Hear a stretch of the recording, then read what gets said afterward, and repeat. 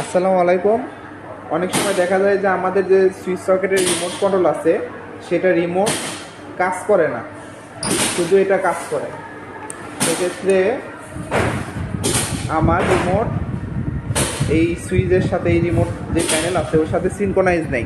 Synchronise করতে আমার কি করতে হবে?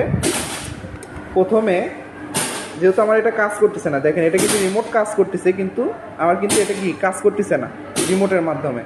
তখন আমার কি করতে হবে? প্রথমে আমার এই যে ফ্যানের একটা চিহ্ন দেওয়া আছে না, এই যে ফ্যানের একটা চিহ্ন দেওয়া আছে না, এই ফ্যানের চিহ্নের ওপর 1 ক্লিক 2 ক্লিক 3 ক্লিক করে করে ধরে থাকা লাগবে।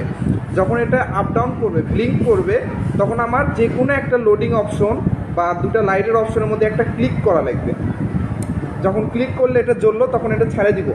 ছেড়ে দিলে এখন দেখেন, এখন কিন্তু সবই আমার কি রিমোটের মাধ্যমে কাজ করতেছে। এর মাধ্যমে কি আমি আমার রিমোট এমনকি প্যানেল সিনক্রোনাইজ করতে পারবো যদি কখনো এই সমস্যাটা হয় যে রিমোট কাজ করতেছে না।